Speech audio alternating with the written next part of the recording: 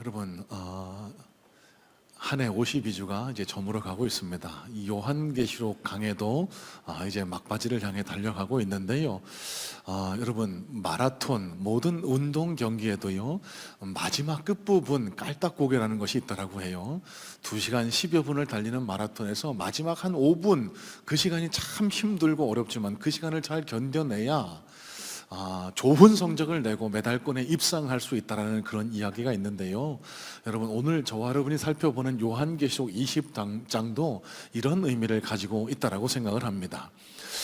여러분, 제가 지난주에 요한계시록의 어려운 부분은 다 지나갔다라고 말씀을 드렸는데요. 한 가지 양해 말씀을 먼저 구하려고 합니다. 한 가지가 남았습니다. 오늘 본문인데요. 여러분, 요한계시록을 어렵고 난해하게 느끼게 하는 세 가지 대표적인 요소가 있습니다. 첫 번째가 구원받은 14만 4천이라는 숫자입니다. 이 숫자 때문에 이단 신천지 사이비에 넘어가는 그런 미혹되는 분들이 많은데요. 여러분, 앞서 말씀을 나눈 대로 이 숫자는 물리적인 숫자가 아니고 신구약에 하나님의 택함받은 모든 그리스도인들을 지칭한다고 말씀을 나눴습니다. 또 한 가지는 짐승의 수를 뜻하는 666, 이 표를 받으면은 지옥 간다라는 그런 미혹 때문에 이게 몸에 새기면 안 된다, 이런 잘못된 생각을 갖고 계시는 분들이 계실 수 있는데 그렇지 않습니다, 여러분. 하나님의 숫자, 완전한 숫자 7에 하나씩 못 미치는 6을 셋 겹쳐 놓은 숫자가 666이고요. 그래서 이 666은 예수를 믿는 그리스도인과 교회를 핍박하는 모든 사단의 세력들을 의미한다라고 말씀을 드렸습니다.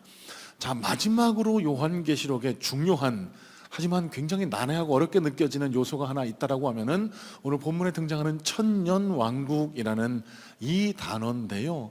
자, 여러분, 많이 갈등했습니다. 오늘 요한계시록 20장을 어떻게 전달을 해드려야 할까?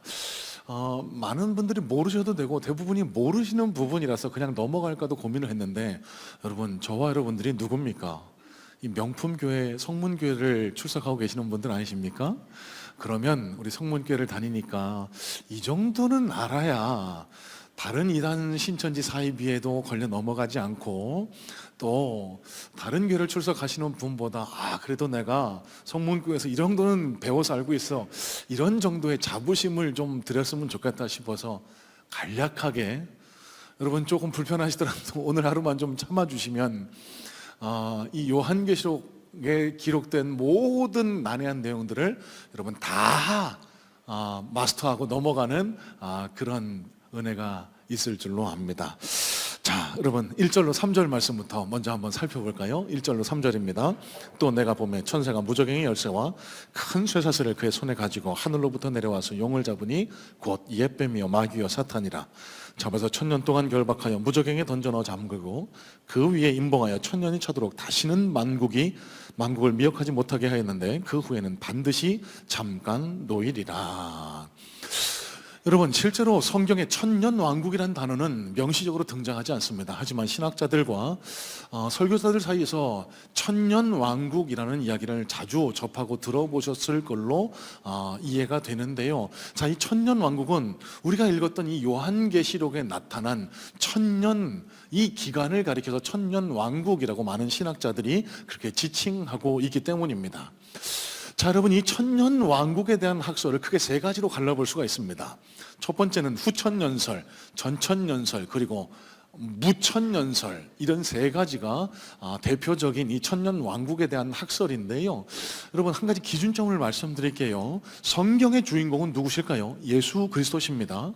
그러니까 전천년이다, 후천년이다, 이런 학설을 가르는 중심은요, 그 천년왕국에 있지 않고 예수 그리스도 재림에 있습니다. 그러니까 예수 그리스도가 재림한 이후에 천년이 임한다라는 게 후천년설이고, 예수 그리스도가 재림 전에 천년왕국 전에 예수님이 임하신다라는 것이 후천년설, 예수님의 재림 이후에, 저도 헷갈리네, 큰일 났는데,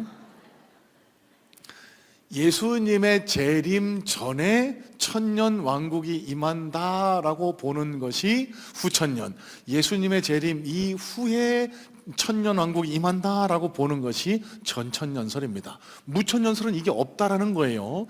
자, 여러분, 이 세 가지 학설을 간략하게 좀 살펴보고 넘어갔으면 좋겠습니다. 후천년설은 예수님의 재림 이전에 천년 왕국이 임한다라는 학설이에요.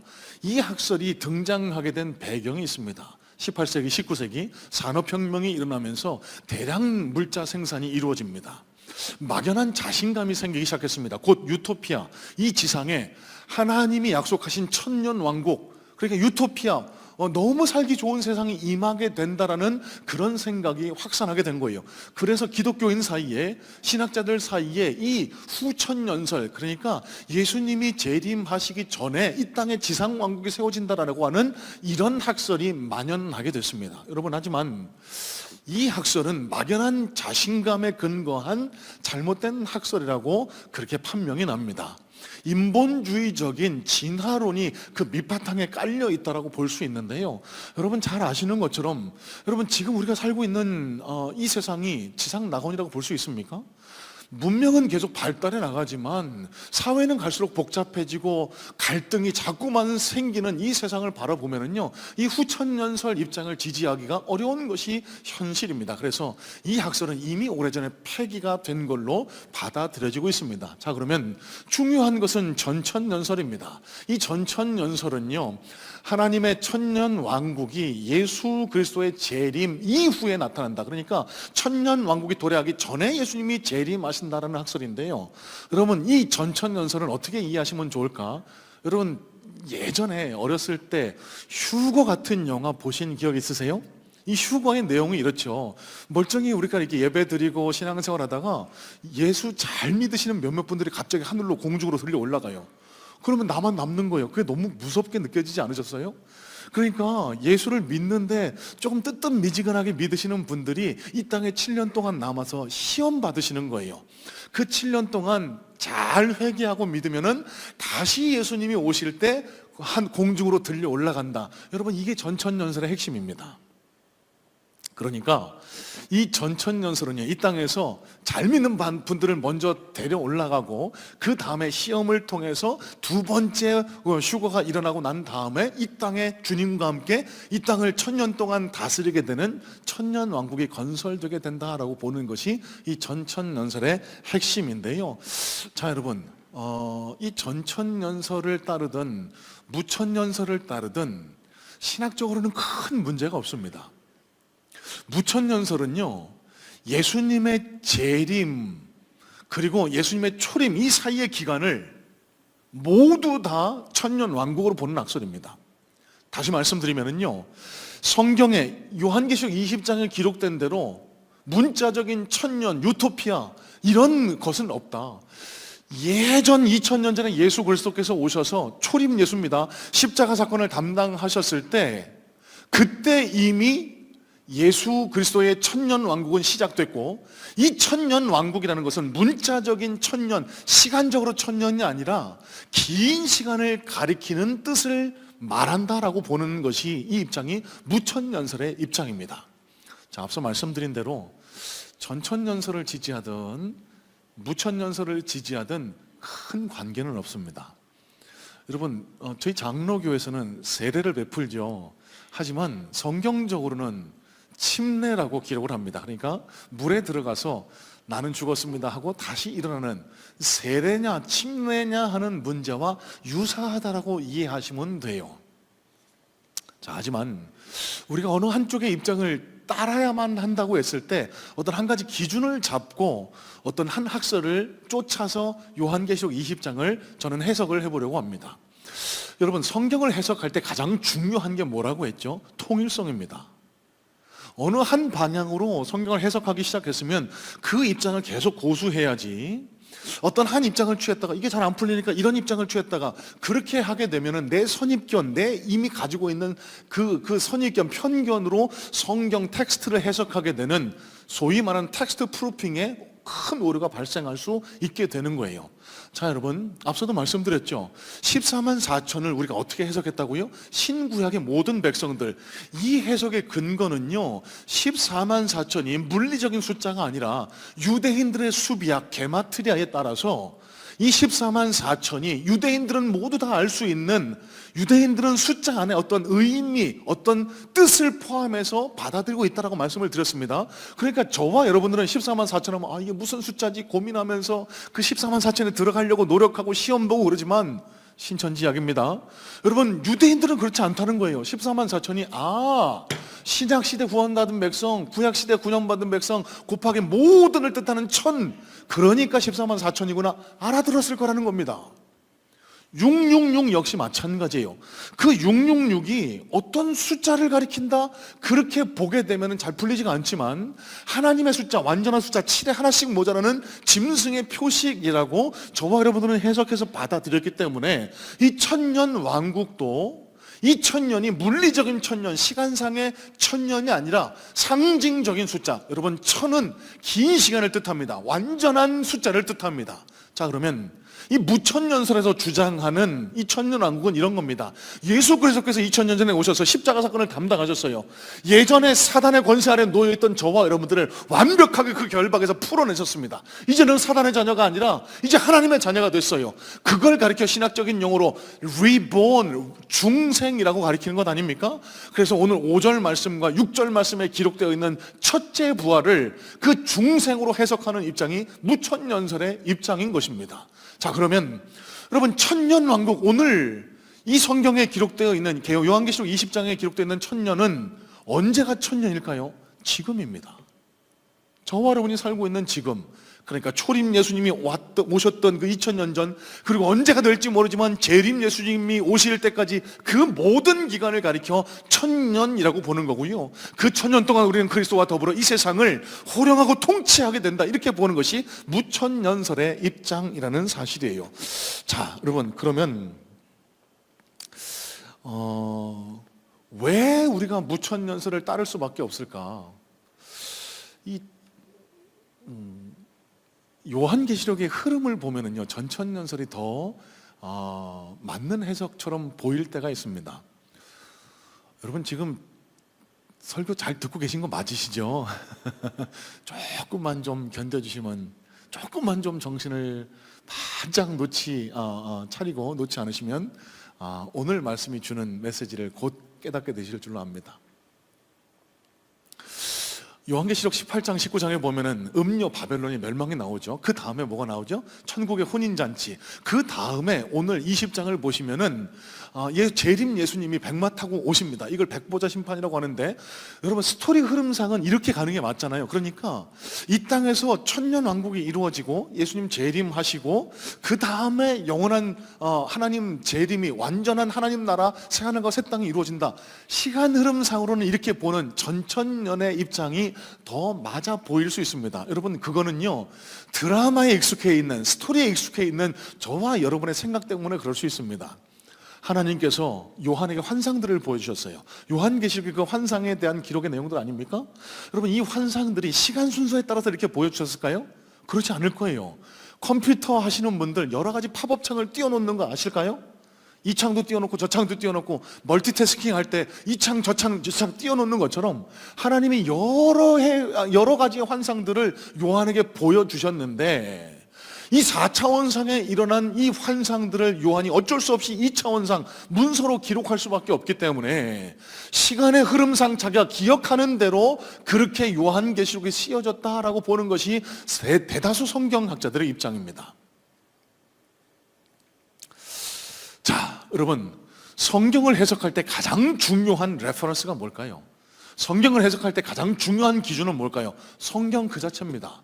바깥에서 성경을 해석하려고 하면은 선입견이나 편견이 개입할 여지가 있지만, 성경 안에서 그 내적 증거를 찾아서 성경의 내용을 증명해내는 게 가장 정확하고 가장 균형 잡힌 성경 해석의 기준점이라고 봅니다. 자, 그러면 제가 왜 우리 성문교회가 무천년설의 입장을 택할 수밖에 없는지를 우리 한번 성경의 말씀을 통해서 한번 증명해 보려고 보려고 하는데요. 자, 창세기 3장 15절에 이런 말씀이 기록됩니다. 창세기 3장 15절. 내가 너로 여자와 원수가 되게 하고 내 후손도 여자의 후손과 원수가 되게 하리니 여자의 후손은 내 머리를 상하게 할 것이요 너는 그의 발꿈치를 상하게 할 것이니라 하시고. 자, 여러분, 이 말씀은 에덴 동산에서 아담과 하와의 선악과 사건 뒤에 하나님께서 하신 말씀입니다. 여기 말씀하시는 너는 누구를 가리킬까요? 사단을 가리킵니다. 뱀 가리킵니다. 사단에게 이렇게 말씀하셨죠. 너는 여자의 후손과 원수가 될 것이다. 여러분, 여기서 말씀하시는 여자의 후손이 누굴까요? 예수 그리스도세요. 이 사단이 예수 그리스도, 여자의 후손의 발꿈치를 상하게 할 거래요. 여러분, 이 말씀, 여기 가르치는 이 발꿈치를 상하게 하는 사건이 예수 그리스도 십자가 사건입니다. 그 뒤에 뭐라고 기록됐죠? 여자의 후손이 네 머리를 밟을 것이다. 여러분, 이 번역이 약간은 아쉬운데요, 영어 성경의 번역을 보면은요 조금 더 생생하게 원문의 표현을 살려내고 있습니다. 영어 성경 NIV를 보니까요, He will crush your head라고 그렇게 번역을 하고 있거든요. crush 무슨 뜻일까요? 짓밟아버린다는 겁니다. 으깨어 짓밟는다는 겁니다. 여러분, 그러면 이게 무슨 의미를 가질까요? 예수 그리스도께서 십자가에 달려 돌아가신 사건을 통해 원수, 사단, 용, 뱀의 머리를 완전히 짓밟아 으깨고 결박하셨다라는 의미로 우리는 받아들이게 되는 겁니다. 여러분, 그렇지 않습니까? 예수 그리스도께서 십자가에 달려 돌아가셨어요. 십자가에서 마지막 외치신 말씀이 뭘까요? 테텔레스타이, 다 이루었다. 뭘 다 이루셨어요? 이제 생명이 끊어지시는데, 여러분, 예수님의 이 말씀에 담긴 의미는요, 십자가 구원사역, 그러니까 하나님께서 예정하신 여자의 후손으로 와서 인간의 몸을 입고 이 땅에 오셔서 우리를 지금도 괴롭히고 있고 묶고 있는 그 사단의 권세를 완벽하게 끊어내시고 그 사단을 저 무저갱에 가둬놓는 이 놀라운 사역을 완성하셨다. 이 의미를 예수님 지니고 계셨던 거예요. 자, 그러니까 이 창세기 3장 15절의 말씀을 통해서 우리가 확인해 볼 수 있는 것은 이 오늘 본문에 나와 있는 용의 잡힘, 용이 언제 잡혔냐를 구분함을 통해서 전천년설을 지지할 것인지 무천년설을 지지할 것인지를 우리가 구별해 볼 수 있거든요. 이 용이 잡힌 사건은 예수님의 십자가 사건을 통해서 일어났다라고 보는 무천년설의 입장을 지지하게 되는 거예요. 성경 한 구절 더 볼까요? 마태복음 12장 29절입니다. 도대체 무슨 얘기를 하는 건지 모르겠습니다라고 하시는 분들 여러분, 잘 따라오고 계시죠? 이해가 잘 안 되시면은 2예배 끝나고는 안 되고 3부 예배 마치고 저에게 찾아오시면 과외를 좀 따로 해드리도록 하겠습니다. 자, 마태복음 12장 29절입니다. 사람이 먼저 강한 자를 결박하지 않고서야 어떻게 그 강한 자의 집에 들어가 그 세간을 강탈하겠느냐. 결박한 후에야 그 집을 강탈하리라. 여러분, 예수님이 이 땅에 오신 목적이 뭐죠? 잃어버린 자를 찾아 구원하러 오셨다라고 예수님 말씀하십니다. 자, 그러면 여기 마태복음 12장에 기록되어 있는 사람은요, 저와 여러분들과 같은 사람을 말씀하는 게 아닙니다. 마태복음에서 예수님은 독특한 표현을 쓰셨는데 예수님 자신을 가리켜서 Son of Man이라고, 인자라고 이렇게 표현하세요. 그걸 가리키는 겁니다. 사람, 내가 온 것은 먼저 강한 자를 여기 강한 자가 누굴 가리킬까요? 사단을 가리키는 겁니다. 세간을 찾지 않겠느냐. 이 세간이 영혼입니다. 그러니까 이 말씀에 담긴 뜻은 내가 이 땅에 온 목적은 사단에게 결박당해 사단의 종노릇하고 있는 영혼들을 구원하기 위해서인데, 그 강한 자 사단을 먼저 내가 결박하지 않고서 내가 그 영혼들을 어떻게 구원해낼 것이냐. 내가 그 사단을 이미 결박했다. 예수님이 이렇게 말씀하고 계시는 거예요. 자, 그러면 오늘 본문에 기록되어 있는 용의 잡힘이 언제라고요? 예수님 말씀에 따르면 예수님 초림 때 2000년 전에 이미 일어났다라는 것을 우리가 이 말씀을 통해 확인해 볼 수 있는 겁니다. 자, 이 밖에도 유다서 6절 그리고 누가복음 10장 말씀을 통해서도 우리는 용의 잡힘이, 그러니까 이 사단을 무저갱에 가두고 그 위를 임봉해서 더 이상 미혹하지 못하도록 하는 이 용의 잡힘이 이미 일어났고 지금이 천년의 시간이라고 우리는 다시 한번 확인해 볼 수 있게 되는 건데요, 한두 가지 의문점이 생길 수 있습니다. 목사님, 그러면 예수님이 오셔서 사단을 결박해서 무저갱에, 이 지옥과는 다른 장소입니다. 무저갱에 던져 놓으시고 그 위를 꽁꽁 걸어 잠그셨다는데, 지금도 사단은 지금 활개치고 우리를 어렵게 하고 힘들게 하는 것 아닙니까? 네, 맞습니다. 사단의 우두머리는 예수 그리스도께서 가두셨어요. 하지만 그의 추종자들, 그의 졸개들은 지금도 온 천하를 다니면서 사단이 계획하고 있는 일을 행하고 있는 겁니다. 그래서 우리에게 시험이 있는 거고 사단의 역사가 지금도 계속되고 있는 거예요. 또 이런 의문도 드실 수 있죠.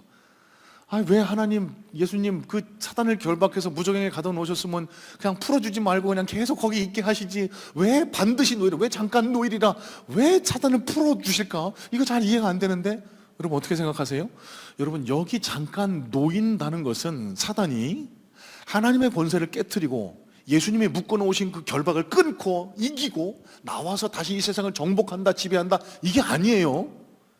여러분, 무슨 잘못을 저지르고 구치소에, 감옥에 들어가 있는 사람이 재판받으러 나오잖아요. 그 모습을 상상하시면 정확합니다. 여기 요한계시록 20장에 등장하는 장면이 예수 그리스도께서 재림, 백마를 타고 백보자 심판이 이걸 가리킵니다. 하늘에서 내려오시는데 그때 최종적인 심판을 위해서 잠깐 풀려나서 그 재판정으로 가는 것을 의미하는 거지, 하나님의 권세를 깨트리고 이 세상에 완전한 자유를 얻게 됐다, 이걸 가리키는 게 아니라는 겁니다. 자, 그러면 여러분 수고하셨습니다. 우리 성문교회가 지지하는 종말에 관한 입장은 무천연설, 그러니까 어느 날 우리가 갑자기 누군가는 휴가 되고 누군가는 남아있고 환난을 당하고, 이게 아니라 지금이 하나님께서 우리를 테스트하시는 천년의 기간이고 지금도 우리는 하나님 그리스도와 함께 이 땅을 천년 동안 다스리게 된다라는 이 무천연설의 입장에서 요한계시록이 가지고 있는 핵심 메시지를 다시 한번 살펴보려고 해요. 자, 요한계시록 21장입니다. 3절로 4절입니다.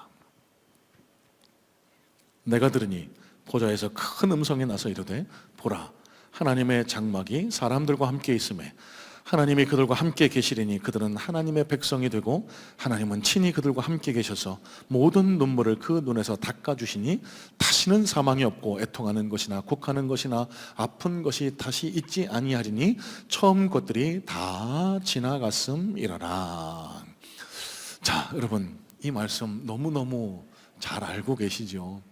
하나님 나라에 가면은 하나님이 우리를 다 위로해 주신대요. 그곳에 가면은 눈물 나는 일도 없고 애통하는 것도 없고 가슴 아픈 일도 없대요. 여러분, 우리가 이 날을 소망하며 살아가는 것 아닙니까? 왜요? 지금 저와 여러분이 살아가는 이 땅이 너무 힘들고 고통스럽고 여러 가지 문제가 많기 때문에, 그렇게 보면은 목사님 전천년설이 맞는 것 같아요, 이 땅에서는 천년왕국이 아닌 것 같아요, 여러분 그렇게 생각하실까요? 아니요, 성경이 말씀하는 천년은 그걸 가리키지 않습니다. 여기 요한계시록 21장 22장에는요 새하늘과 새 땅이 기록돼요. 하나님 나라를 가리킵니다. 천국을 가리켜요. 곡하는 것도 없고 슬픔도 없고 애통도 없고 고난도 없는 완벽한 하나님의 통치가 이루어지는 날, 그 하나님 나라, 그 날을 소망하며 살아가는 것이 그리스도인의 본분일진데 그 날은 도대체 언제 이루어지느냐는 겁니다. 여러분, 이 하나님 나라가 언제 이루어질까요? 우리가 죽어서 가는 곳이 천국일까요? 아니요, 그렇지 않습니다. 성경이 일관되게 주장하는 하나님 나라 천국에 관한 입장은요, 천국, 예, 맞습니다. 우리가 육신의 장막을 벗고 하나님 나라 갈 때 우리 영으로 들어가는 것이 천국도 맞습니다만, 여러분, 예수 그리스도께서 2000년 전에 오셔서 십자가상에서 우리를 사단의 권세에서, 사단의 결박에서 끊어내시고 우리를 사단의 자녀에서 하나님 나라 자녀로 다시 인쳐주시고 그때에 완벽하게 우리에게 하나님 나라가 천국 임했노라고 성경은 기록을 하고 있습니다. 자, 누가복음 17장 말씀을 잠깐 한번 살펴볼까요? 누가복음 17장 20절, 21절입니다. 바리새인들이 하나님의 나라가 어느 때에 임하나이까 묻거늘 예수께서 대답하여 이르시되, 하나님의 나라는 볼 수 있게 임하는 것이 아니요 또 여기 있다 저기 있다고도 못하리니 하나님의 나라는 너희 안에 있느니라. 자, 여러분, 여기서 우리 개혁주의 복음주의에서 지지하는 천국 하나님 나라에 대한 유명한 해석의 틀이 나옵니다. Already and not yet. 하나님 나라는 아직 완전히 임하지는 않았죠. 우리는 이 땅을 고통 가운데 살아갑니다. 하지만 already, 이미 우리에게 임한 것이 천국이라고도 예수님은 가르쳐주고 계신 거예요. 자, 그러면 여러분, 이 해석의 틀을 가지고 요한계시록 20장 그리고 마지막 21장, 22장까지도 한번 해석을 해보려고 합니다. 여러분, 요한계시록이 이 당시를 살던 초대교회 성도들에게 그리고 오늘을 살아가는 저와 여러분들에게 주고자 하는 핵심적인 메시지가 뭘까요? 천국, 천년왕국, 하나님 나라는 너희가 죽어서 곧 완성될 나라, 아직 오지 않았다, not yet. 하지만 그 천국은 너희가 죽어서만 가는 곳이 아니다. 내가 너를 구원했을 때 이 땅에서 너에게 완벽하게 임한 것이 천국 하나님 나라인데 그 하나님 나라를 지금 누리고 살아가라. 저 21장, 22장에서 이루어지는 그 완벽한 하나님 나라가 지금 너희 삶의 곳곳에 침투하도록 해라. 여러분, 이게 요한계시록이 주는 메시지라는 사실을 아실까요?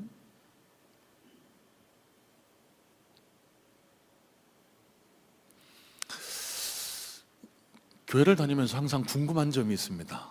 풀리지 않은 난제가 있죠. 기도를 다 하는데 똑같이 기도하는데 어떤 분은 응답받지만 어떤 분은 응답 못 받습니다. 하나님 불공평하셔, 이렇게 생각하실 때가 종종 생기고는 합니다. 실제 저희 교회에서도 있었던 일이에요. 똑같은 암에 걸리신 분이 있는데 한 분은 완벽하게 나아서 지금도 건강하게 생활하고 계신데 한 분은 그렇지를 못해요. 왜 그럴까요, 여러분? 왜? 여러분, 왜 어떤 기도는 응답되고 어떤 기도는 응답되지 않을까요? 하나님이 편향적이셔서? 하나님이 누구의 기도는 들으시고 듣지 않으셔서? 그게 아니에요, 여러분. 누구에게는 이미 임한 하나님 나라가 경험될 수도 있지만 누구에게는 아직도 진행 중인, 아직 기다려야 하는 하나님 나라일 수도 있는 겁니다. 우리의 기도는 반드시 응답됩니다. 언제요? 하나님 나라 가기 전에는 반드시 응답이 돼요. 하지만 그때는 하나님이 정하신 거라고 하나님이 말씀하고 계세요. already 안내, 지금, 그러나 아직, 이 틀을 가지고 기도를 생각해 볼 때 아직도 내 기도가 응답되지 않는 이유가 바로 여기에 있을 수 있는 겁니다.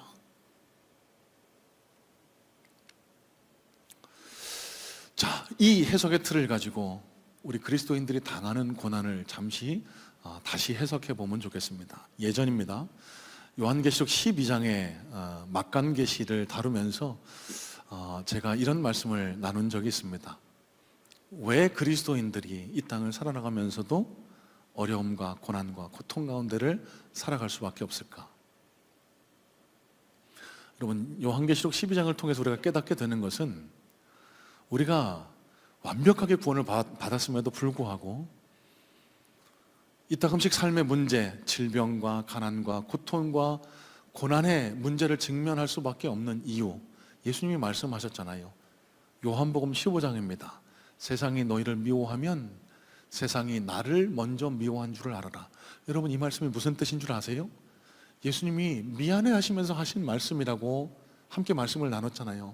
얘들아, 내가 너희를 완벽하게 구원했는데 너희가 이 땅을 살아나가면서 어려운 일 당하고 힘든 일 만나고 그러는 것은 사단이 나를 미워해서 그래. 너희가 내 안에 속해서 그래. 내가 너를 사랑해서 그래. 그래, 정말 미안하다. 너희가 지금 힘든 삶을 살아가는 그 근본적인 이유는 내가 너를 사랑해서 그런 거야. 내가 너를 택해서 그런 거야. 너는 하나님 나라 백성이기 때문에 그런 거야. 예수님이 그렇게 말씀하셨던 거예요. 자, 여러분, 너무 아름다운 말씀이죠. 하지만 이 숭고하고 거룩하고 아름다운 말씀에도 불구하고 고난은 고난으로 느껴질 수밖에 없습니다. 너무 힘들 때가 많아요. 너무 지치고 어려울 때가 많아요. 하나님, 왜 나를 이대로 내버려 두십니까? 하나님, 왜 나를 안 도와주십니까? 하나님, 나를 이 고통 가운데 건져주시지 않을 겁니까? 이런 호소, 이런 한탄, 이런 기도가 터져 나올 때가 너무나 많다는 거예요. 여러분, 그럼 그때 어떻게 해야 할까요? 요한계시록의 이 마지막 메시지가 우리에게 이 답을 알려주고 있는 겁니다. 여러분, 초대교회를 살아가던 성도들에게 하나님은 요한의 환상을 통해서, 요한에게 주신 환상을 통해서 이렇게 말씀하고 계시는 거예요. 얘들아, 너희가 이 땅 가운데 고난을 당하는 것은 내가 너희를 사랑해서 그래. 너희가 하늘 백성이 돼서 그래. 너희가 나를 사랑하기 때문에 그 고난을 당하는 거야.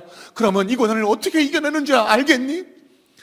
너희에게 이미 임한 하나님 나라를 너희가 경험할 수 있어야 돼. 지금 비록 너희는 어려움과 고난과 고통 가운데를 살아가지만 곧 너희에게 하나님 나라가 임할 거야. 너희는 절대로 그냥 멸망하지 않아. 내가 너희를 멸망하도록 그냥 내버려 두지 않을 거야. 너에게 이미 임한 하나님 나라가 너희 삶 구석구석에 침투하도록 나를 바라봐. 여러분, 이게 요한계시록이 주는 메시지입니다.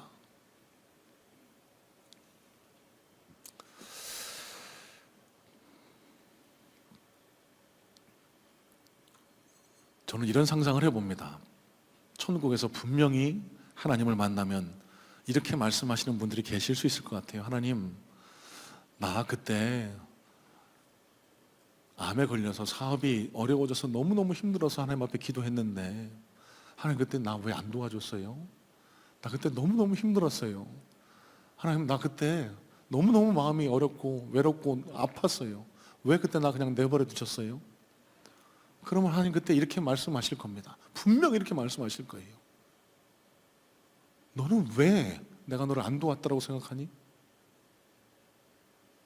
내가 말씀을 통해 분명히 얘기했잖아. 너희 속에 이미 임한 하나님 나라를 경험하라고. 여러분 이게 무슨 의미일까요?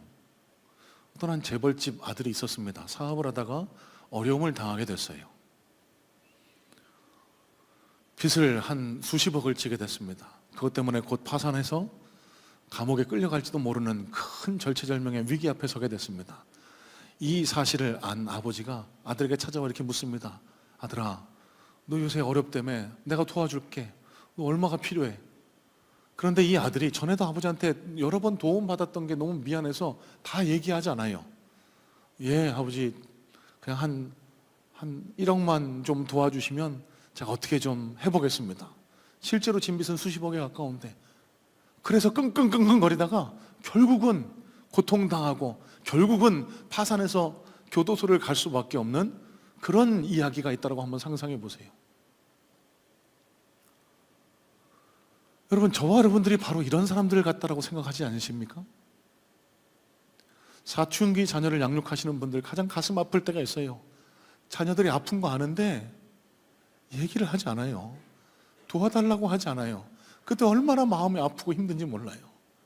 차라리 도와달라고 하지. 다 해줄 수는 없어도 내가 끌어안고 함께 울어줄 수는 있는데. 여러분, 그럼 저와 여러분들이 깨달으셔야 될 게 있습니다. 여러분, 예수님은 우리에게 그렇게 말씀하셨어요. 약속하셨습니다. 수고하고 무거운 짐지들아 다 내게로 오라. 내가 너희를 쉬게 하리라. 우리 주님 앞에 우리의 삶의 문제를 다 맡겨놓고 계십니까? 안 그러면서 하나님 왜 나 안 도와주느냐고, 왜 나 빨리 편안하게 안 만들어주느냐고, 하나님 나 이 고난에서 빨리 왜 나 탈출시켜주지 않느냐고. 여러분, 이게 바로 저와 여러분의 모습 아닐까요?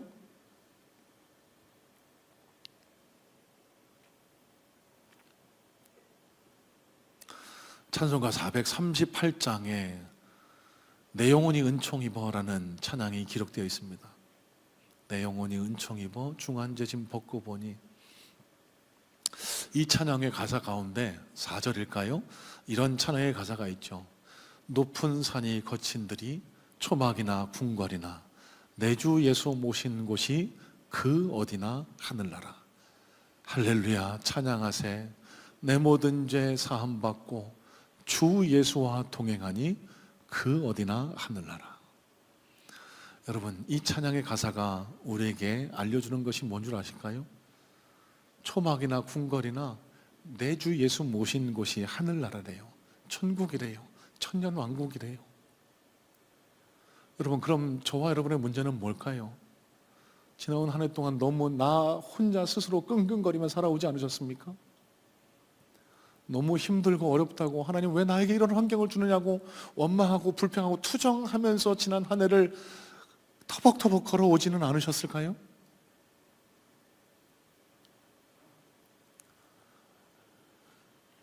요한계시록 20장에 기록된 천년왕국이 우리에게 던져주는 메시지는 바로 이겁니다. 너희가 어떤 환경 가운데 있든지 간에 너희 삶 속에 이미 임한 하나님 나라가 경험되게 해라. 그 이미 임한 하나님 나라가 너희 삶 속 곳곳을 침투하도록 해라. 그 하나님 나라가 너희 삶을 이끌어갈 수 있도록 해라. 여러분, 용서하십시오. 한 가지 고백을 하려고 합니다. 목사로서 살아가는 것이 늘 즐겁고 행복하지만은 않습니다. 피곤할 때도 있고 여러 가지 문제 때문에 골치 아프고 마음 무겁고 힘들 때도 있는 게 사실입니다. 여러분, 그런데요, 제가 왜 오늘도 이 자리에 서서 여러분들과 함께 이 말씀을 나누고 있는지 짐작이나 하실까요? 저는 경험했거든요. 하나님 나라를 경험했거든요. 처음 예수님을 만날 때 이 세상 그 무엇과도 견줄 수 없는 그 큰 기쁨을 제가 경험했거든요. 그리고 제가 마음 아프고 힘들고 무거울 때마다 저는 주님 앞에 갑니다. 주님 앞에 기도합니다. 찬양합니다. 그러면 그럴 때마다 하나님은요, 제 마음속에 하나님 나라를, 천국을 다시 한번 회복시켜 주세요. 힘들어하지 마. 내가 너와 함께 할 거야. 내가 너를 끝까지 책임질 거야. 이 음성을 들려주시고 저를 위로하시는데, 그때 임한 하나님 나라, 그 천국의 힘으로 오늘 하루를 또 살아가고, 잠시간 고통스럽고 힘들고 마음 무거울지 모르나 하나님이 주시는 평안과 위로가 내 마음속에 이루어질 때 또 감사함으로 할렐루야를 외치면서 오늘 한 날을 살아갈 힘을 또 얻게 되는 겁니다. 여러분, 지나온 2024년도 너무너무 고생하셨습니다. 제가 이 자리에 함께 앉아 예배하는 여러분들의 얼굴을 대면하고 보니 참 고생하고 수고하신 분들 많이 계시고요, 아직도 여러 가지 문제 때문에 가슴 아파 눈물 흘리며 기도하고 계시는 분도 제 눈에 띕니다. 여러분, 제가 해드릴 수 있는 건 이거 하나입니다. 오늘 이 말씀을 통해 이미 이루어진 하나님의 나라가 여러분 삶과 심령 속에 이루어질 수 있게 되기를 주님의 이름으로 소망하고 축복합니다. 어떠한 환경, 어떠한 어려움 앞에 계시든지 간에 오늘 저와 여러분을 사랑하시는 그 주님의 음성에 귀를 기울이셔서 내가 지금 너와 함께 하고 있다라는 그 주님의 약속의 말씀, 소망의 말씀을 붙드심으로 지금 여러분의 삶이 하나님 나라가 이루어지는, 하나님 나라가 경험되는, 하나님이 통치하시는, 하나님이 함께 하시는, 하나님이 인도하시는 천국, 하나님 나라가 될 수 있게 되시기를 주님의 이름으로 간절히 소망하고 축복합니다. 기도하겠습니다.